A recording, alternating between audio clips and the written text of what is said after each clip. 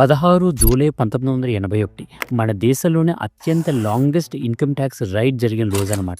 దాదాపుగా 3 రోజుల పాటు అయితే ఈ రైడ్ జరిగింది. దాదాపుగా 90 మంది ఇన్కమ్ ట్యాక్స్ ఆఫీసర్లు, 200 మంది పైగా పోలీసులు వాళ్ళకి ప్రొటెక్షన్ కోసం ఉన్నారనమాట. ఇదే ఇప్పటిదాకా ఇండియాలో జరిగినటువంటి లాంగెస్ట్ ఇన్కమ్ ట్యాక్స్ రైడ్. ఇది కాంగ్రెస్ ఎంపీ అయినటువంటి సర్దార్ ఇందర్ సింగ్ అని ఆయన ఇంట్లో జరిగింది. ఇది ఉత్తరప్రదేశ్లోని కాన్పూర్లో జరిగింది. ఈ సెర్చ్ జరుగుతున్నప్పుడు పోలీసులకి, ఆఫీసర్స్కి కూడా లైఫ్ అండ్ డెత్ సిచ్యువేషన్స్ వచ్చాయన్నమాట. అయినా సరే వాళ్ళు ఆగకుండా సెర్చ్ని అయితే కంప్లీట్ చేశారు. దాదాపుగా 90 లక్షల క్యాష్ అయితే పట్టుబడింది అనమాట. 90 లక్షలు అంటే 1981లో చాలా పెద్ద మొత్తం. అది కాకుండా gold bars, jewellery, undisclosed fixed deposits, ఇది కాకుండా ఆస్తి పత్రాలు ఇవన్నీ దొరికాయి అనమాట.